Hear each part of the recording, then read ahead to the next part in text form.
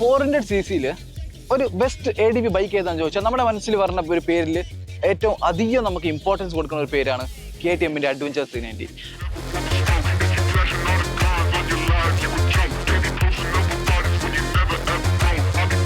ഇന്ന് നമ്മുടെ ഒപ്പം ഉള്ളത് പുതിയ KTM അഡ്വഞ്ചർ 390യുടെ ഈ ഒരു മോഡലാണ്. ഇന്നത്തെ വീഡിയോയിൽ നമ്മൾ ഈ ഒരു വണ്ടിനെ കുറിച്ച് കംപ്ലീറ്റ് ആയിട്ട് റിവ്യൂ ചെയ്തിട്ടുണ്ട്. അതിനെക്കുറിച്ച് നമുക്ക് നോക്കാം. നേരെ നമുക്ക് വീഡിയോയിലേക്ക് കിടക്കാം.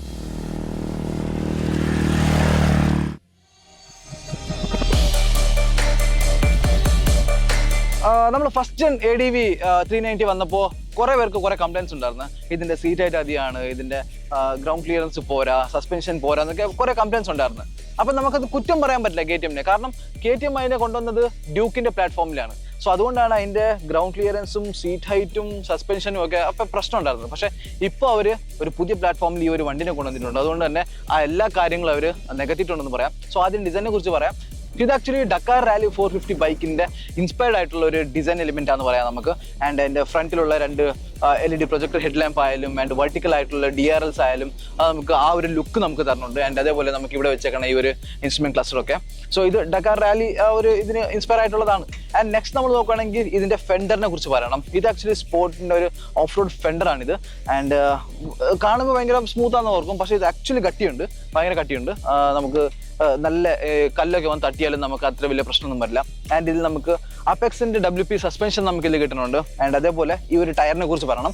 ആക്ച്വലി ഫ്രണ്ടിൽ നമുക്ക് അത് അപ്ഡേറ്റ് ചെയ്തിട്ടുണ്ട്. ഫ്രണ്ടിൽ 21 ഇഞ്ച്, ലാസ്റ്റ് ടൈം നമുക്ക് 17 ഇഞ്ചായിരുന്നു. പക്ഷേ ഇപ്പോൾ അതിൽ 21 ഇഞ്ച് ഫ്രണ്ടിലും 90/90 ആൻഡ് റിയറിൽ 17 ഇഞ്ചാണ് ടയർ അവർ കൊടുത്തേക്കുന്നത്. സോ ഓഫ് റോഡിന് കുറച്ചുകൂടി കേപ്പബിൾ ആവാനായിരുന്നു അവർ ഈ ഒരു ടയർ ആഡ് ചെയ്തേക്കുന്നത്. അതല്ലാണ്ട് നമുക്ക് എടുത്തു പറയേണ്ട ഒരു കാര്യം എന്ന് പറഞ്ഞാൽ ഇതിൻ്റെ ഈ ഒരു സ്പോക്സ് ആണ്. നമുക്കിതിൽ ട്യൂബ്ലെസ് സ്പോക്ക് ടയറാണ് കിട്ടുന്നത്. സോ യൂഷ്വലി നമുക്ക് ADVയിലൊക്കെ എന്നാന്ന് വെച്ചാൽ നമ്മൾ പഴയ ഹിമാലയനിലൊക്കെ നോക്കുവാണെങ്കിൽ നമുക്ക് സ്പോക്ക് കിട്ടുവാണെങ്കിൽ അത് ഇതല്ലായിരുന്നു, എന്താ ട്യൂബായിരുന്നു. സോ ദൂരെ എവിടെയും പോകുമ്പോൾ പങ്ക്ചറൊക്കെ ആയ ഭയങ്കര പ്രശ്നമായിരുന്നു. പക്ഷേ ഇതിൽ നമുക്ക് അതവർ നികത്തിയിട്ടുണ്ട്. ലാസ്റ്റ് അഡ്വഞ്ചറിന് കമ്പയർ ചെയ്യുമ്പോൾ അതിൽ നമുക്ക് മറ്റേ സാധനമായിരുന്നു, ഇത് നമുക്ക് മാഗ്വിയിലായിരുന്നു.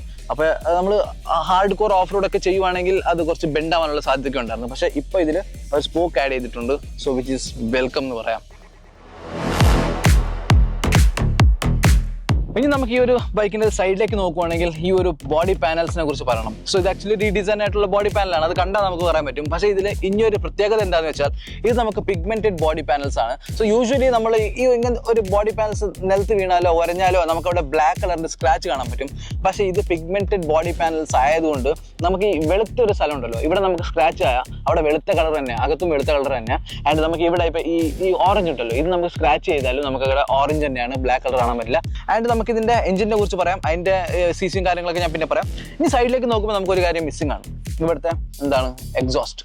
സോ എക്സോസ്റ്റ് ഇല്ല. ആക്ച്വലി ഈ ഒരു വണ്ടിയിൽ നമുക്ക് അണ്ടർബിൽ എക്സോസ്റ്റ് ആണ് കിട്ടുന്നത്. സോ നമ്മൾ അവരോട് ചോദിച്ചു എന്തിനാണ് ഇതൊരു ADV ആണല്ലോ, അപ്പൊ അപ്സെപ്റ്റ് ആയിട്ടുള്ള ഒരു ഇതാണല്ലോ കൊടുക്കേണ്ടത്, എന്തിനാണ് ഇത് കൊടുത്തതെന്ന് ചോദിച്ചപ്പോൾ അവർ പറഞ്ഞ കാര്യം എന്താണെന്ന് വെച്ചാൽ ഇത് നമ്മൾ കുറേ ഒരു റിസർച്ച് ഒക്കെ ചെയ്ത് കുറേ ടെസ്റ്റ് ഒക്കെ ചെയ്ത് 2 നിമിഷം 5 നിമിഷമൊക്കെ നമ്മൾ വണ്ടീനെ ഫുള്ള് വെള്ളത്തിൽ വെച്ചിട്ട് പിന്നെ സ്റ്റാർട്ട് ആകുമ്പോൾ ഒറ്റ ഒരു ക്ലിക്ക് തന്നെ സ്റ്റാർട്ട് ആയിട്ടുണ്ട്. സോ അതുകൊണ്ട് അണ്ടർബിൽ എക്സോസ്റ്റ് ആണെന്ന് പറഞ്ഞിട്ട് കാര്യമില്ല മീൻസ് ഒരു കംപ്ലൈന്റ് ഒന്നുമില്ല. നമുക്കത് ഡിസൈൻ എലിമെന്റ് അവർ ആഡ് ചെയ്തേക്കുന്നത്. ആൻഡ് നമുക്ക് പുറത്തെന്ന് പറഞ്ഞാൽ എക്സ്പോർട്ട് ചെയ്യുമ്പോൾ അവർ നമുക്ക് ഇതിലൊരു കിറ്റും വരുന്നുണ്ട്. വേണമെങ്കിൽ നമ്മൾ എക്സ്ട്രാ കിറ്റ് വാങ്ങിയിട്ട് എക്സോസ്റ്റ് വെക്കാൻ പറ്റും.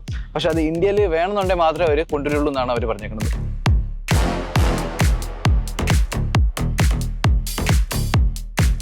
ഇതിന്റെ റിയറിനെ കുറിച്ച് പറയണം. റിയറിനെ കുറിച്ച് പറയുകയാണെങ്കിൽ നമുക്ക് കഴിഞ്ഞ ആ ഒരു ജനറേഷനെ കമ്പയർ ചെയ്യുമ്പോൾ ഒരു ചെറിയൊരു റിയർ പ്രൊഫൈലാണ്. പക്ഷേ അടുത്തായിട്ട് ഇതിന്റെ സീറ്റിനെ കുറിച്ച് പറയണം.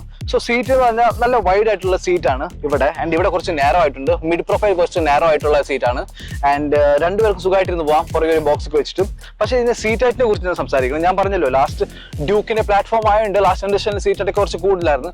പക്ഷേ ഇത് ആവറേജ് ഇന്ത്യൻ ഹൈറ്റിന് വേണ്ടിയിട്ടുള്ളൊരു സീറ്റാണ് ഇതിൽ വെച്ചേക്കുന്നത്. ആക്ച്വലി ഇത് ഇന്ത്യൻ സ്പെക് ആണ്.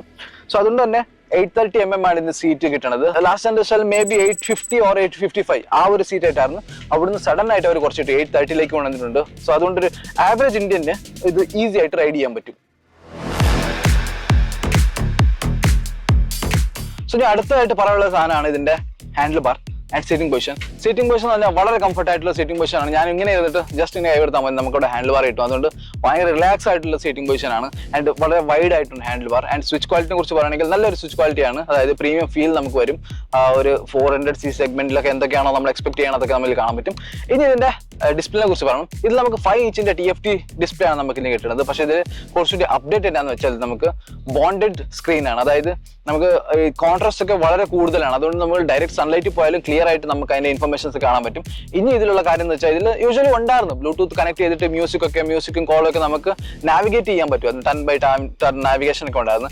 പക്ഷേ ഇതിൽ നമ്മൾ ഫോൺ പെർമിഷൻ കൊടുത്താൽ നമുക്ക് ഫോണിന്റെ ഫേവറേറ്റ് കോൺടാക്ട്സ് ഒക്കെ നമുക്ക് ഇതിൽ തന്നെ കാണാൻ പറ്റും. ആൻഡ് അഗൈൻ നമുക്ക് ഇതിൽ നിന്ന് തന്നെ വിളിക്കാനും പറ്റും. സോ നമ്മളിവിടെ റൈഡ് പോകുമ്പോൾ ഒരു കോൾ വന്നാൽ നമ്മൾ സൈഡിൽ നിർത്തിയിട്ട് ഈവൻ ഇൻ കേസ് അത് കട്ടായെങ്കിൽ നമുക്ക് റീഡയൽ നമുക്ക് ഇതിൽ ചെയ്യാൻ പറ്റും. അതൊരു നല്ലൊരു ഫീച്ചറാണെന്ന് തന്നെ പറയാം. അതല്ലാണ്ട് ഈ വണ്ടിയിൽ കുറെ അധികം ഫീച്ചേഴ്സ് ഒക്കെ വരുന്നുണ്ട്. നമുക്കിതിൽ cornering, ABS, lean sensitive sensors, 3 IMEO axis ഉണ്ട് നമുക്കതിൽ. സോ നമ്മൾ എത്രയാണോ ലീൻ ചെയ്യണത് അതൊക്കെ നമുക്കിതിൽ അറിയാൻ പറ്റും. ആൻഡ് അതല്ലാണ്ട് ട്രാക്ഷൻ കൺട്രോൾ ഉണ്ട്, നമുക്കത് ഓഫ് ചെയ്യാം. റൈഡിംഗ് മോഡ്സ് ഉണ്ട്, rain, street and off road എന്ന് പറഞ്ഞത്. ഓഫ് റോഡിലാണ് ആക്ച്വലി ഏറ്റവും അധികം ഷാർപ്പായിട്ടുള്ള ആക്സലേഷൻ നമുക്ക് കാണാൻ പറ്റുന്നത്. ആൻഡ് ട്രാക്ഷൻ കൺട്രോൾ നമുക്ക് ഓഫ് ചെയ്യാം, ഓൺ ചെയ്യാം. ആൻഡ് നമുക്ക് ഇതിൽ എല്ലാം കസ്റ്റമൈസ് ചെയ്യാൻ പറ്റും. സോ നമുക്ക് വേണ്ടിയ മാതിരി ഇതിന്റെ വണ്ടിയുടെ പെർഫോമൻസ് നമുക്ക് കസ്റ്റമൈസ് ചെയ്തിട്ട് നമുക്ക് ഇത് ഓടിക്കാൻ പറ്റും. അതാണ് ഇതിന്റെ മറ്റൊരു ഹൈലൈറ്റ്. സോ അടുത്ത കുറച്ച് പറയാൻ പറ്റിയ കാര്യങ്ങൾ എന്ന് പറഞ്ഞാൽ ഇതിന്റെ ആക്സസറീസ് ആണ്. സോ യൂഷ്വലി ഇപ്പൊ KTM എന്ത് ചെയ്തിരുന്നു, നമുക്ക് ഒരു ADVക്ക് എന്തൊക്കെയാണോ ആക്സസറീസ് വേണ്ടിയത് അത് സ്റ്റാൻഡേർഡ് ആയിട്ട് കൊടുത്തിട്ടുണ്ട്. എഞ്ചിൻ ഗാർഡ് ആയാലും ആൻഡ് താഴെ പ്ലേറ്റ് ആയാലും ആൻഡ് നമുക്ക് ഇവിടെ നക്കിൾ ഗാർഡ് ആയാലും ഇതെല്ലാം സ്റ്റാൻഡേർഡ് ആയിട്ടാണ് പറഞ്ഞത്. സോ നമുക്കത് എക്സ്ട്രാ ആഡ് ചെയ്യണമെന്നില്ല, അത് നല്ലൊരു കാര്യമാണ്. ആൻഡ് ഇതിന്റെ എഞ്ചിനെ കുറിച്ച് പറയാം. ഇനി 399cc സിംഗിൾ സിലിണ്ടർ എഞ്ചിനാണ് നമുക്ക് ഇത് കിട്ടുന്നത്. പക്ഷേ ഇതിന്റെ പവറിനെ കുറിച്ച് പറയുകയാണെങ്കിൽ 46 PS power and 39 Nm torque ഇത് പ്രൊഡ്യൂസ് ചെയ്യുന്നുണ്ട്. സോ അതാണ് ഇതിന്റെ മെയിൻ കാര്യം. ആൻഡ് ഇതിന്റെ ആക്സലറേഷനെ കുറിച്ച് പറയണം. സോ നമ്മൾ ഓടിക്കുമ്പോൾ ഇതിന്റെ ആക്സലറേഷൻ ഭയങ്കര ഷാർപ്പാണ്. ഞാൻ പറഞ്ഞില്ല, ഓഫ് റോഡിൽ ഇട്ടാലാണ് നമുക്ക് ഇതിന്റെ ആക്സലറേഷന്റെ ഫുൾ കാര്യങ്ങൾ നമുക്ക് അറിയാൻ പറ്റുന്നത്.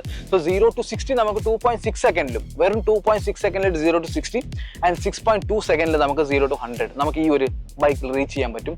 അഡ്വഞ്ചർ ആയാലും അത്രയ്ക്ക് നല്ല ആക്സലറേഷൻ ആണ് നമുക്ക് അവർ ഇതിൽ കൊടുത്തേക്കുന്നത്. ഇനി ഇതിന്റെ റൈഡിംഗ് ഇംപ്രഷനെ കുറിച്ച് പറയുകയാണെങ്കിൽ ഞാൻ നേരത്തെ പറഞ്ഞ പോലെ സീറ്റ് ഭയങ്കര കംഫർട്ടാണ്. ഇവിടെ ഒരു മിഡ് റേഞ്ച് ഭയങ്കര നാരോ ആയതുകൊണ്ട് തന്നെ നമുക്ക് കാലൊക്കെ നിലത്ത് ഈസി ആയിട്ട് കൊടുക്കാൻ പറ്റും. ആൻഡ് അതല്ലാണ്ട് നല്ല കംഫർട്ടബിൾ ആയിട്ടുള്ള സീറ്റ്സ് ആണ്.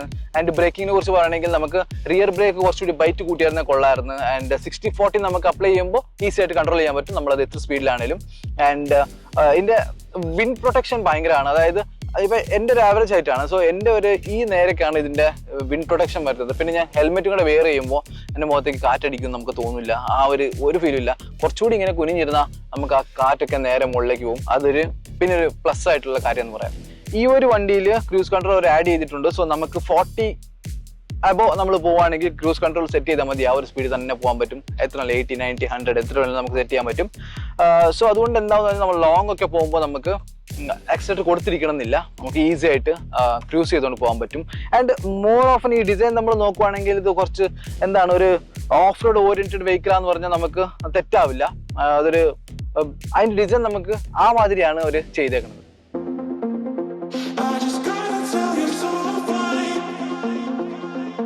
സോ ഇതൊക്കെയാണ് പുതിയ അഡ്വഞ്ചർ 390നെ കുറിച്ച്. നിങ്ങൾക്ക് ഇതിനെ കുറിച്ച് എന്താ അഭിപ്രായം എന്ന് കമന്റിൽ അറിയിക്കുക.